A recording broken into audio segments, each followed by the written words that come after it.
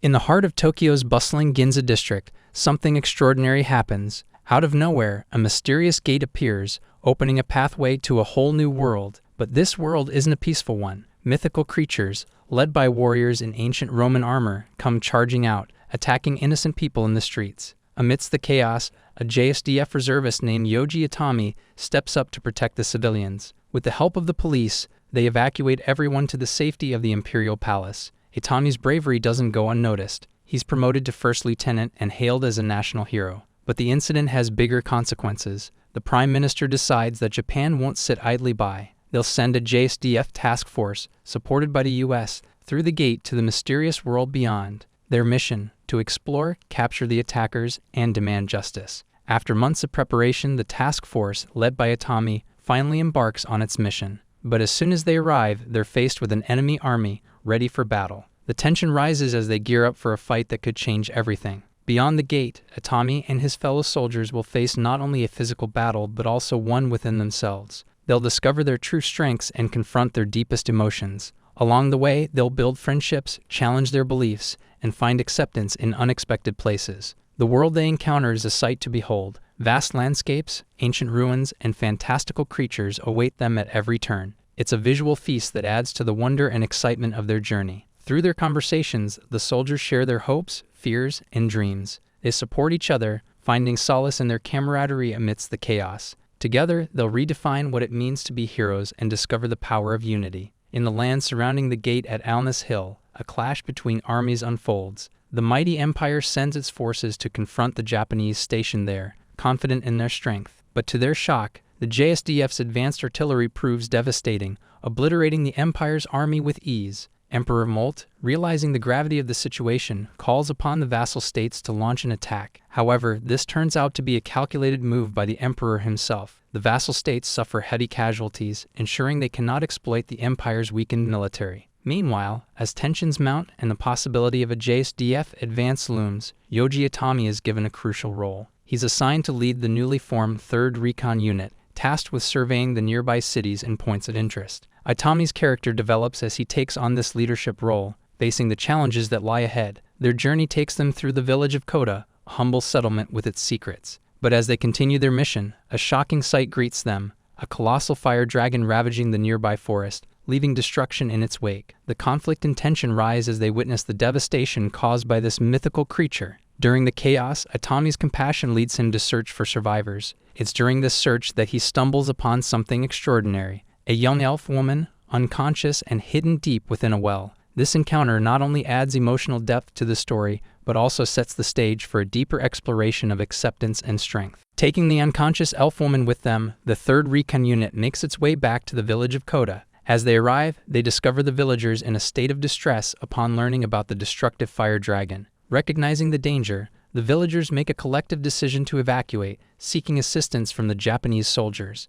This creates a sense of urgency and conflict as they work together to ensure the safety of everyone involved. During the evacuation, the group, now including all the villagers, receives unexpected reinforcements in the form of 2 mages, Lilela Lalina and her master Kato L. Altestan. This introduction of magical characters adds a new dimension to the story, enhancing the visual description and opening doors for the exploration of fantastical elements. The mages bring their unique abilities and knowledge, contributing to the conflict and tension that surround the group. Amidst the chaos, a group of bandits seizes the opportunity to attack the vulnerable villagers. However, their plans quickly unravel as they are mercilessly defeated by Rory Mercury, an apostle of the dark god Emery. This encounter brings forth a clash of strengths and establishes Rory as a formidable character. The conflict escalates, showcasing both the physical and ideological clashes between different factions. As the journey continues, Itami's party, along with the refugees and newfound allies, comes face to face with Rory. Surprisingly, Rory decides to join and accompany them on their mission. This unexpected alliance adds complexity to the relationships between the characters and introduces further conflict and tension within the group. Dialogue exchanges and interactions between the characters contribute to their development as they grapple with their differences and find common ground. However, their progress is interrupted by the re-emergence of the fire dragon, which launches a vicious attack on the convoy. The stakes are raised as numerous villagers lose their lives, intensifying the emotional depth of the narrative. Itami's party takes decisive action by using an anti-tank rocket to cripple the dragon, forcing it to retreat. This moment of triumph injects a surge of strength and hope into the story, emphasizing the themes of resilience and determination. After parting ways with the villagers, Atami makes a crucial decision. He chooses to lead the remaining refugees, along with Rory, the elf woman, and Lily, back to the safety of Alness Hill. This decision not only shapes Atami's character development, but also reinforces the themes of acceptance and strength as he takes responsibility for the well-being of those under his care. The 3rd Recon Unit makes its way back to Alness Hill, now transformed into an advanced JSDF base. Recognizing the dire situation of the refugees, Atami secures authorization to provide them with much-needed shelter. This decision showcases character development and a sense of empathy within Atami,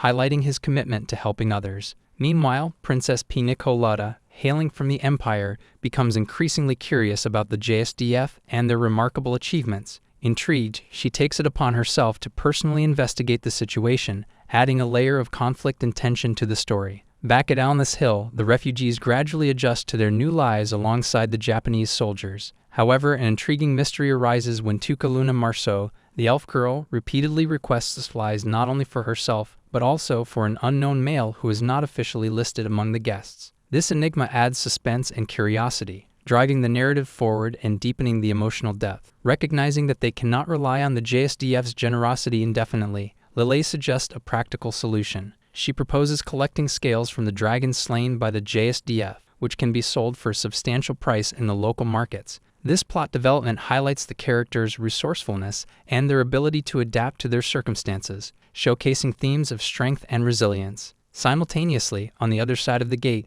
the Japanese Diet seeks an audience with Atami regarding the battle against the fire dragon. However, due to the timing of the summons, Atami and his companions, including Rory, Lily, and Tuka, have already embarked on a journey to the city of Italica. Their mission is to trade the collected dragon scales, seeking both economic benefit and vital information about the JSDF. This convergence of different storylines heightens the sense of anticipation and builds towards a climactic encounter. Atami's party reaches the bustling city of Italica just in time to witness a fierce assault by a bandit force composed of deserters from the defeated armies at Alness. Led by Princess Pina, the city's forces valiantly fight back, but it becomes clear that they lack the strength to hold off the bandits until reinforcements arrive. This predicament puts Pina in a difficult situation, filled with conflict and tension. In a fateful encounter, Pina crosses paths with the 3rd Recon Unit and learns of their capabilities. Understanding the gravity of the city's plight, Atami makes a courageous decision to aid in its defense. He agrees with Pina's plan,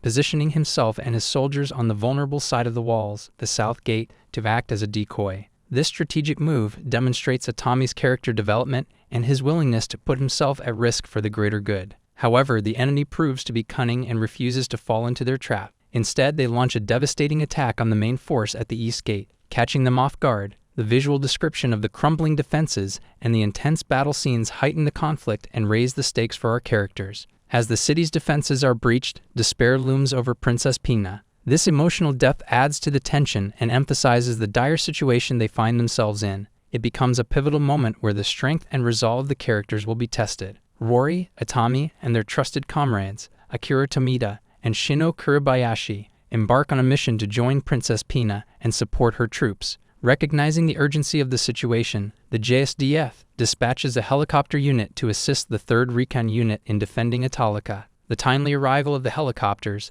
accompanied by the powerful melody of Wagner's Ride of the Valkyries blaring from loudspeakers, adds an intense and visually striking element to the scene as they effortlessly annihilate the invaders. Meanwhile, Lily successfully sells the collected dragon scales, and Atami engages in negotiations with Pina and the people of Italica. Despite the trivial compensation terms offered, Atami ensures that the sovereignty of Italica remains intact, emphasizing the theme of acceptance and strength in preserving alliances amidst chaos and conflict. As the 3rd Recon Unit prepares to depart for Alness Hill, they unexpectedly cross paths with Pina's Order of the Rose Knights. Unaware of the recently established peace treaty, the Knights mistake Atami and his team for threats and capture him. In a tense moment, Atami, choosing to prioritize peace over violence, orders his unit to leave without him, sacrificing his freedom for the sake of avoiding further conflict. This decision showcases his character development and willingness to make personal sacrifices for the greater good. In Italica, Princess Pina expresses her concern to her knights, Bozes and Panache, about capturing Atami, fearing that it may provoke the JSDF and jeopardize the fragile treaty they recently established. Meanwhile, Atami receives treatment for his wounds from the formal family staff. Sensing the urgency to rescue Atami, Rory, Lily, Tuka, and some members of the 3rd Unit secretly return to Italica. To their surprise, they are warmly welcomed by the formal maids, leading to a small social gathering where they reunite with Atami. In a separate turn of events, Pina, desperate to seek forgiveness from Atami, instructs Bozes to spend the night with him. However, Bozes becomes angered when she witnesses Atami enjoying himself and seemingly ignoring her. Fearing that her actions may have worsened the situation, Pina and Bozes join the 3rd Recon Unit on their journey back to Alness Hill to personally apologize to Atami's superiors, with Lely serving as an interpreter. During their visit, Pina and Bozes meet with Lieutenant General Hazama, Atami's commanding officer, to express their remorse. Meanwhile, Atami extends an invitation to Tuka, urging her to accompany him to Japan as a representative of the special region to meet the Japanese Diet. The following day, Atami, Shino, Akira, Rory, Lily, Tuka, Pina, and Bozes pass through the gate and venture into Japan together. Atami and his group find themselves in Tokyo, a city that leaves Pina and the others in awe of its sights and people. They meet Komikado, a public security agent who guides them through their different destinations. Atami, Rory, Lily, and Tuka head to the Japanese Diet, while Pina and Bozes engage in discussions with members of the Ministry of Foreign Affairs, focusing on the upcoming peace talks. In the Japanese Diet, Atami's group faces questioning from the chairwoman of the investigation committee regarding the Fire Dragon attack. The committee accuses the JSDF of failing to protect the refugees who lost their lives during the incident. However, Rory, Lily, and Tuka passionately defend the JSDF, recounting how the Japanese soldiers saved numerous lives from the monstrous creature. Their heartfelt testimony challenges the accusations and sheds light on the heroic efforts of the JSDF. After the intense proceedings, Atami's and Pina's groups reunite in the subway, seeking to escape the press and a mysterious group that appears to be targeting the Special Region girls.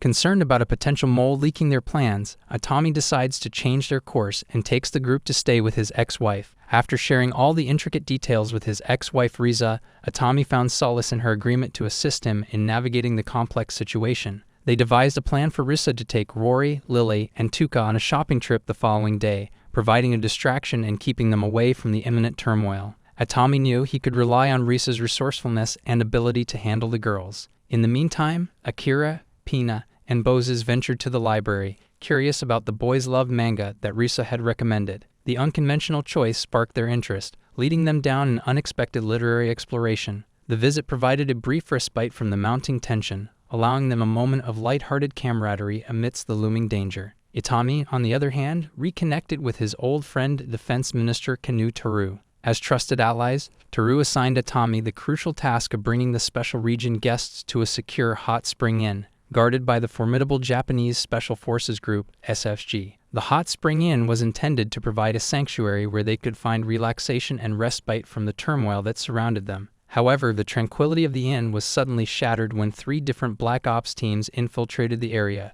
triggering intense battles with the vigilant SFG. The SFG swiftly identified 2 of the operatives as Americans, adding a layer of complexity to the unfolding situation. The unexpected intrusion left Atami and his comrades on high alert, their senses heightened as they prepared for a potential confrontation. In a surprising turn of events, the Japanese Prime Minister found himself facing blackmail from the U.S. President, who demanded that the SFG cease their attacks on the Black Ops teams. The president's motive became clear as he aimed to secure the Special Region guests for themselves. The pressure on the Prime Minister intensified, forcing him to make a difficult decision. Ultimately, the Prime Minister ordered Teru to instruct his men to stand down, complying with the president's demands. However, he revealed a strategic countermove, his plan to resign from his position, effectively nullifying the leverage the president held over him. The Prime Minister's bold move showcased his commitment to protecting the interests of Japan and its allies. As the 3 Black Ops teams closed in on the secure hot spring inn, chaos seemed inevitable. Amidst the mounting tension and uncertainty,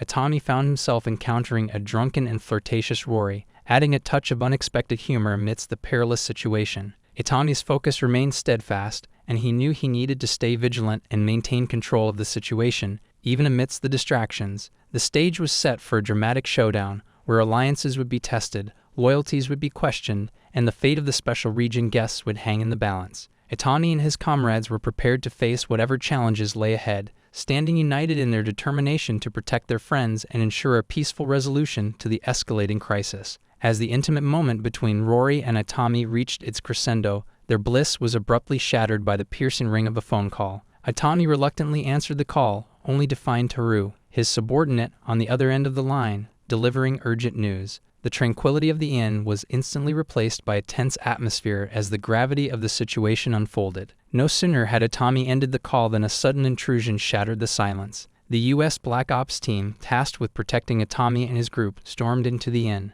However, their arrival was met with unexpected resistance as the rival teams from Russia and China clashed with them in a flurry of bullets and tactical prowess. The once peaceful inn became a battlefield, engulfed in a three-way firefight. In the chaos, Rory, ever the formidable warrior, swiftly joined the fray. Her deadly skills and supernatural abilities turned the tide, leaving only her standing amidst the carnage. The clash between the international forces showcased the complexity of the political landscape surrounding the special region, where multiple nations vied for control and influence. Seizing a momentary lull in the chaos, Itami's group managed to secure a van from the retreating Russian team and made their escape back to Ginza. However, with concerns that the foreign agents might launch another attack, Risa, the resourceful member of their group, took matters into her own hands. She took to the internet and posted a message, alerting the public that the Special Region girls would be visiting the Ginza Memorial. The message resonated with the citizens, and word spread like wildfire. A large crowd gathered at Ginza, eager to meet the girls and show their support.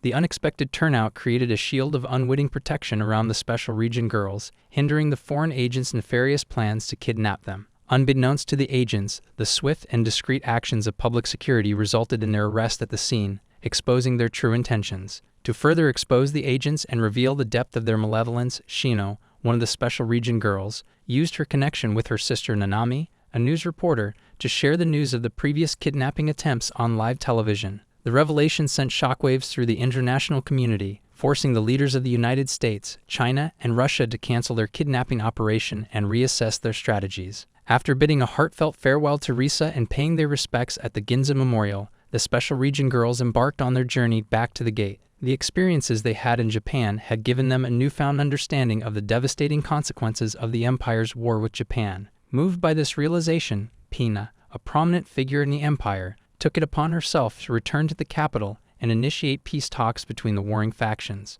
With the gate serving as a bridge between two worlds, the stakes had never been higher. The actions and decisions of individuals from both sides would shape the course of history and determine the fate of countless lives. The journey towards peace and understanding had only just begun, and the challenges that lay ahead would test the resolve and determination of those involved. 5 months have passed since the gate opened, and the Alnus refugee camp has transformed into a bustling town and trading hub. People from Earth bring their goods to trade with the Empire, creating a lively marketplace. Meanwhile, in the imperial capital, Pina introduces Koji Sugawara, the new ambassador from the Japanese Ministry of Foreign Affairs, to Lord Cicero, an influential noble from the Empire's pro-war faction. Pina strikes a deal with Lord Cicero, securing his cooperation for the upcoming peace talks in exchange for the release of his nephew, who is currently held as a prisoner of war in Japan. Back in Alnus, Tuka continues to search the city, desperately hoping to find her father and refusing to accept the painful truth that he is no longer alive. Concerned for Tuka's well-being,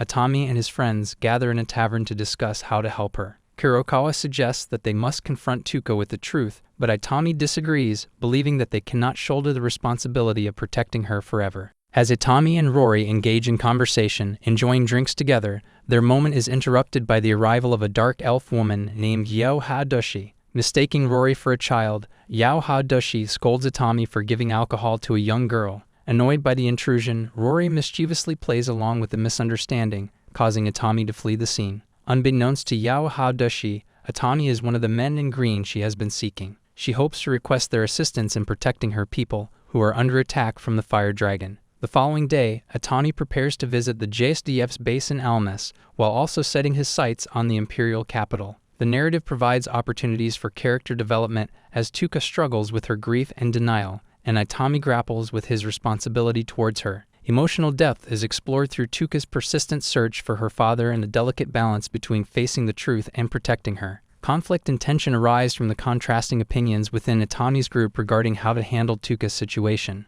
Yo finds it difficult to communicate with the Japanese soldiers, as they are unfamiliar with the local language. Her attempts to seek their help go awry when she is mistaken for a prostitute and gets into a confrontation with thugs, leading to her arrest by the military police. However, Lily, who has made significant progress in mastering magic using Earth's advanced scientific knowledge, is summoned by the JSDF to serve as Yo's interpreter. General Hazama learns about Yo's predicament and explains that he cannot assist her. The reason is that her homeland, Schwartz Forest, is situated in the Eld Kingdom, beyond the Empire's borders, as Japan is currently engaged in peace talks with the Empire. Sending troops across their borders would provoke a war and undermine the fragile peace they are striving to achieve. Devastated by this news, Yo receives sympathy from some compassionate soldiers. Lieutenant Akira Yanagita suggests that Yao should seek help from Atami. Meanwhile, Atami and his men carry out their mission of delivering goods from Earth to Pina and Hamilton, aiming to gain the support of more nobles in their pursuit of peace with Japan.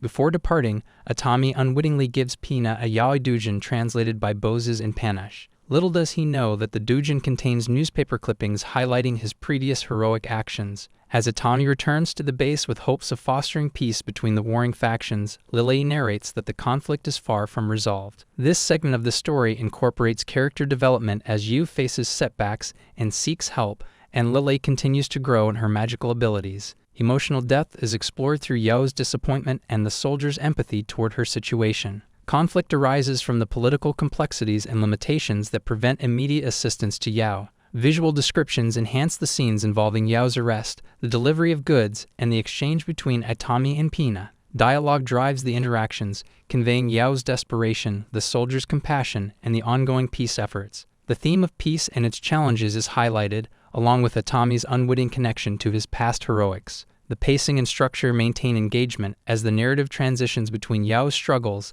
Atami's mission, and Lily's narration, leaving the reader with a sense that the war's resolution remains uncertain. In the imperial capital, Pina hosts a private party attended by a group of senators led by Lord Cicero and his families. Witnessing the impressive weapons demonstrations by the 3rd Recon Unit, Lord Cicero realizes the futility of fighting against the Japanese and decides to pursue negotiations for peace. However, Crown Prince Zorzal, Pina's older brother, discovers the meeting and rides with his entourage to confront the senators for treason. Alerted by Atami's scouts about the approaching prince, the 3rd Recon Unit swiftly acts to assist the senators in escaping unnoticed before Prince Zorzal arrives. In Akusho, the capital's red light district, Mary joins the JSDF team stationed there, utilizing her nursing skills to provide aid to the residents who seek assistance at the outpost. Meanwhile, Yao endeavors to gather information about the people important to Atami from a local source. Atami, Chino, and Akira, on the other hand, stay at Pina's palace. Back at the Akusho outpost, the demi-human prostitutes warn Mary about an imminent earth shake. Recognizing this as a phenomenon akin to animals on Earth sensing earthquakes in advance, Yutabaru, the commanding officer, urges the soldiers in the special region to evacuate the civilians before the earthquake strikes. This segment of the story introduces a private party where political negotiations take place, highlighting Lord Cicero's realization and Prince Zorzal's opposition to peace. The character development of Mary is explored as she joins the JSDF team and uses her nursing skills to aid the locals. Yo's quest for information adds intrigue and curiosity to the narrative. The Akusho outpost serves as a setting with its unique dynamics, including the warning from the demi-human prostitutes and Yutabaru's proactive decision. Dialogue plays a significant role in conveying the tensions and motivations of the characters. Themes of peace, political strife, and natural disasters intertwine, providing layers of conflict and tension. Visual descriptions immerse the reader in the imperial capital and Akusho, while pacing and structure maintain engagement and suspense, particularly with the impending earthquake. Pina, the princess of the empire, extended an invitation to Sugawara, Atami, Shino, and Akira, the Japanese delegates, to meet with her father, the emperor, at the Grand Imperial Palace. The purpose of the meeting was to seek their advice on how to effectively handle and mitigate the destructive force of earthquakes, a recurring threat in their land. However, to Pina and the Japanese delegates' surprise, another unexpected guest arrived at the Imperial Palace, Zorzal, the ambitious and power-hungry son of the emperor. Zorzal had come to warn his father of an impending earthquake, as foretold by his slave, Noriko. The revelation left Pina and the Japanese delegates in shock, for Noriko was none other than a fellow Japanese citizen. Infuriated by Zorzal's cruel treatment of Noriko, Atami's anger got the better of him, and he landed a solid punch on Zorzal, rescuing the defenseless girl. Zorzal's bodyguards, loyal to their master, attempted to retaliate, but they were swiftly and decisively neutralized by Shino's expert marksmanship. Atami and Shino, fueled by their desire to find and rescue their fellow countrymen, resorted to interrogating Zorzal for information about other Japanese captives. However, their efforts were interrupted by Chuul, another slave under Zorzal's control, who intervened to protect her master. The confrontation reached a stalemate, leaving the Japanese delegates frustrated but determined to uncover the truth. Sugawara, recognizing the urgency of the situation, warned the emperor of the potential repercussions if the kidnapped Japanese citizens were not immediately returned to Japan. With his message delivered, the Japanese launched an airstrike on the Imperial Senate building as a further demonstration of their resolve and to convey the importance of finding a peaceful resolution. Meanwhile, as Chuul tended to Zorzal's wounds, his younger brother, Diabo, learned of their father's intentions to make Zorzal his heir. The emperor believed that he could easily control Zorzal from the shadows once he abdicated the throne. This revelation added another layer of complexity to the already tense political landscape within the empire. Unaware of the tragic fate that had befallen her parents during the Ginza incident, Noriko arrived at the JSDF Alnus base, hoping to find a way back to Japan. Her longing for home and her search for answers remained unresolved, adding to the emotional turmoil she carried. Meanwhile, Tuka, a member of the Elven race, continued her relentless search for her missing father. Her quest took her through treacherous lands, but each endeavor proved fruitless, leaving her with a growing sense of desperation and sorrow. As the pieces of this intricate puzzle continued to fall into place, the stakes grew higher for Pina, the Japanese delegates, and their respective allies. The quest for answers, justice, and the safe return of their people pushed them further into the depths of a complex and politically charged world. Within the imperial capital, Diabo and Pina received startling news. Zorzal had been officially declared the heir to the throne. This revelation shook them to their core, for they were aware of their father's intentions to control Zorzal as a puppet ruler. However, Zorzal, far from being a compliant heir, harbored ambitions of his own and refused to succumb to his father's plans. Unbeknownst to Diabo and Pina, Zorzal was under the manipulative influence of Chuul, a slave seeking revenge against the empire. Chuul devised a diabolical plan to bring destruction upon the empire by orchestrating the murder of Noriko, framing Pina for the crime, and provoking the wrath of the Japanese Self-Defense Forces, JSDF. Meanwhile, at the Alnus base, Yanagita approached Atami with a dangerous mission, to travel to the Eld Kingdom and eliminate the formidable fire dragon. However, Atami, concerned for the safety of his soldiers, refused to put their lives at unnecessary risk. He was unwilling to embark on a mission that could potentially lead to devastating consequences. However, amidst these tumultuous events, Tuka, consumed by grief and despair, had descended into madness. Yao, a comrade, confronted her with the truth. Her father had been killed by the very fire dragon that Atami was being asked to confront. Tuka's fragile psyche shattered, and in her distorted state of mind, she came to believe that Atami was her father. The revelation further pushed her toward the edge of insanity. In a confrontation with Atami, Yao revealed her desperate plea for help. She implored him to aid her people, even if it meant causing pain to those close to him. Atami, aware of the gravity of the situation, made the difficult decision to assume the role of Tuka's father temporarily, hoping to provide her with the stability she desperately needed. However, Tuka's descent into madness continued unabated,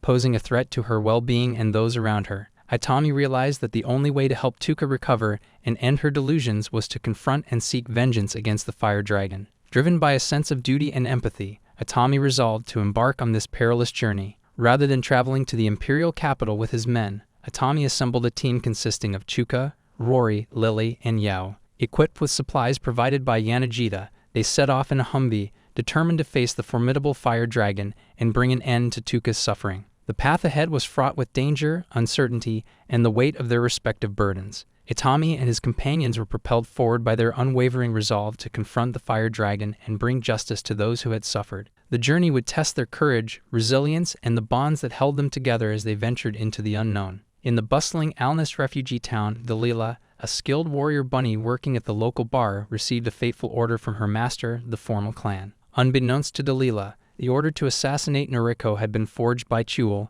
the former queen of Dalila's tribe, who sought revenge against the empire. As the pieces of this intricate puzzle began to fall into place, General Hazama, upon learning of Atami's quest to confront the fire dragon, swiftly formed a task force to assist. Recognizing the immense threat posed by the formidable creature, Hazama understood the importance of pooling resources and expertise to increase their chances of success. In the shadows of strategy and negotiation, Yanagita and King Duran struck a deal that would grant the JSDF permission to pass through the Eld Kingdom. Their collaboration would prove instrumental in facilitating Atami's mission and ensuring a united front against the fire dragon. Delilah's attempt to assassinate Noriko was thwarted when Yanagita discovered their sinister plot. The confrontation between the two ended in a fierce battle, leaving both wounded from their clash. The incident caught the attention of the JSDF, prompting an investigation into the assassination attempt. With the assistance of the formal clan, the JSDF uncovered crucial information. It was revealed that the formal clan butler had forged the letter under orders from Zorzel's faction.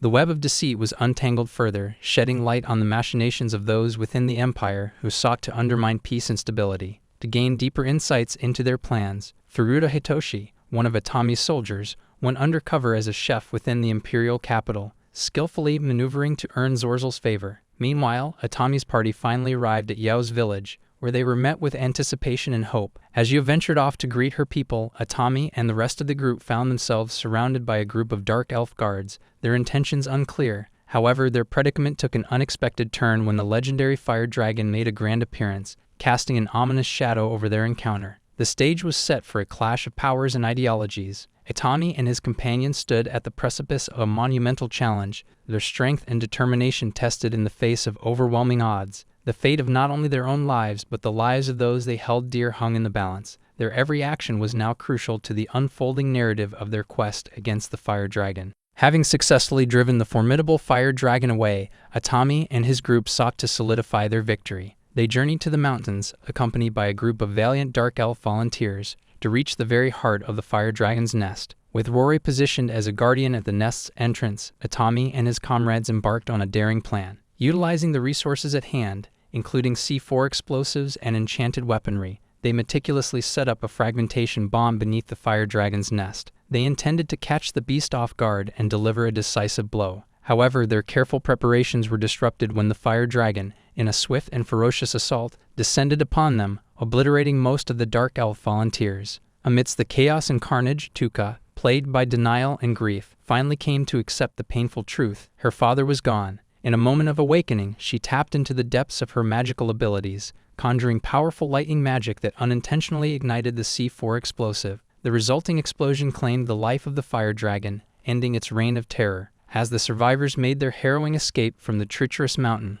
they discovered Rory, the divine apostle, heavily injured from her battle with Giselle, a rival apostle. Giselle emerged from the shadows, revealing her sinister role in awakening the fire dragon. Her motives stemmed from a desire to capture Rory for her patron, the underworld goddess Hardy. Giselle had employed the fire dragon's two hatchlings as accomplices in her malevolent scheme. With Giselle's dragons in hot pursuit, Atami and his group found themselves in grave danger. However, their peril was swiftly averted when the JSDF task force arrived, unleashing their formidable firepower to eliminate the pursuing dragons. The decisive intervention of the JSDF forces forced Giselle into a hasty retreat, her plans thwarted for the time being. The events that unfolded were a testament to the courage and resilience of Atami and his comrades. Their quest against the fire dragon had not only brought them face to face with a formidable foe, but had also unveiled the treachery and machinations of rival apostles. Yet through their unwavering determination and the timely arrival of the JSDF, they emerged victorious, their unity and resourcefulness prevailing against all odds.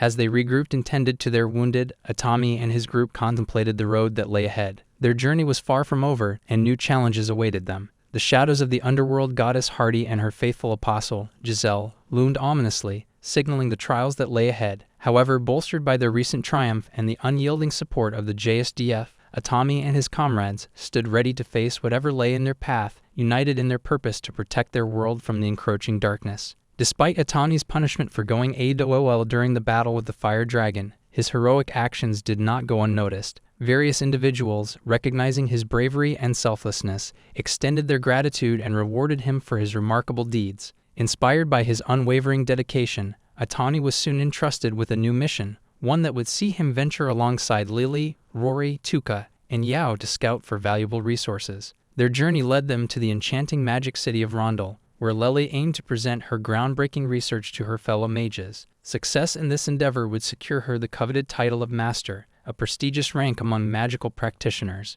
As the group immersed themselves in the vibrant city, they crossed paths with Lily's older sister, Arpeggio, and her mentor, Mimosa Lamer. Their presence added a sense of familiarity and familial connection to the already eventful journey. Meanwhile, in the imperial capital, the long-awaited peace talks between Japan and the Empire commenced. Despite Zorzal's seething anger over the failed attempts to assassinate Noriko and undermine the negotiations by framing Pina, the discussions moved forward. The celebration of the Fire Dragon's defeat brought a temporary respite, as the Emperor himself took delight in learning that one of their own, Lily, had played a crucial role in the dragon's downfall. The pride in her achievements swelled within the hearts of the Empire's citizens. However, amidst the jubilation, a sinister plot was set into motion. Chul, fueled by her thirst for revenge and her desire to dismantle the Empire, orchestrated a nefarious scheme in the shadows. With a silent command, she ordered the covert poisoning of the Emperor's wine, casting a shadow of uncertainty and danger over the proceedings. As the peace talks progressed,